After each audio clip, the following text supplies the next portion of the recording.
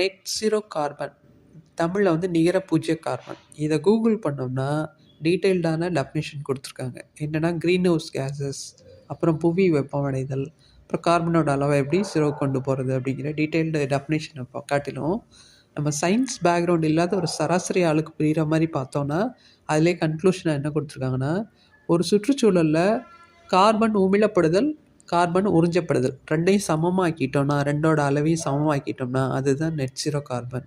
உமிழப்படுதல்னால் என்ன? நம்ம யூஸ் பண்ணுற வெஹிக்கிள்ஸு, அப்புறம் இண்டஸ்ட்ரீஸ், தொழிற்சாலைகள்லாம் வெளியிடுற கார்பன் அளவு, அதுதான் உமிழப்படும் அளவு. உறிஞ்சப்படுறதல் அப்படிங்கிறது மரங்கள், செடி கொடிகள், மரங்கள், காடுகள் அமைத்தல், இதெல்லாம் வந்து கார்பனை உறிஞ்ச வைக்கிறக்குரிய ஒரு வழி. ரெண்டு அளவும், உமிழப்படும் கார்பன் அளவும் உறிஞ்சப்படும் கார்பன் அளவும் சமமாக்கிட்டோம்னா அதுதான் வந்து நெட் ஜீரோ கார்பன். ஸோ திடீர்னு இந்த டேர்முக்கு அர்த்தம் தேடுறதுக்கு என்ன காரணம்னா, நேற்றுக்கு பேப்பரில் நம்ம தமிழ்நாட்டில் தேனி மாவட்டத்தில் ஒரு போலீஸ் ஸ்டேஷன் அதை வந்து நெட் ஜீரோ கார்பன் ஸ்டேஷனாக அனௌன்ஸ் பண்ணியிருக்காங்க அப்படின்னு நியூஸு. அந்த நியூஸ் பேஸ் பண்ணது தான் இந்த டெஃபினேஷன் டீட்டெயில்டாக நம்ம உள்ள நுழைஞ்சு பார்க்குற காரணம். இன்னொரு விஷயம், ரொம்ப சிம்பிளாக நம்ம கம்பேர் பண்ணோம்னா வரவுக்கும் செலவுக்கும் சரியாக இருக்குது அப்படின்னு சொல்லுவோம் இல்லையா? அப்படின்னா என்ன அர்த்தம்? நம்ம செலவு பண்ணுற அளவுக்கு வருமானம் இருக்குது, அதுக்கு மீறி இல்லைங்கிறது தான் காரணம். ஆனால் கடன் இருக்காது அந்த ஸ்டேட்டஸில். நம்ம செலவு பண்ணுற தொகை அளவுக்கு சம்பாரிச்சிட்டோம் அப்படின்னா கடன் வந்து ஜீரோ.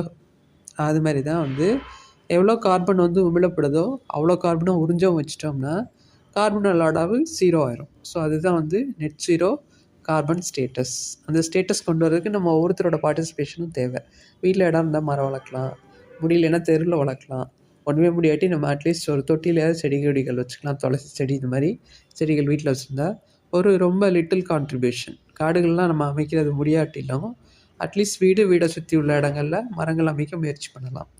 இது இப்போது நம்ம பாரதியார் இருந்திருந்தாருன்னா என்ன சொல்லியிருப்பார்னா, இந்த சூழ்நிலை, இந்த வேகமான இண்டஸ்ட்ரி, வெஹிக்கிள்ஸ், கால மாற்றத்தை பார்த்துட்டு காணி நிலம் வேண்டும் பராசக்தி காணி நிலம் வேண்டும் பாடினதுக்கு பதிலாக இப்போ இருந்திருந்தாருன்னா என்ன பாடியிருப்பார்? கார்பன் இல்லா நிலம் வேண்டும் பராசக்தி கார்பன் இல்லா நிலம் வேண்டும் அப்படின்னு பாடியிருக்கலாம். ஸோ கார்பன் இல்லாத நிலத்தை நோக்கி நாம் பயணிப்போம்.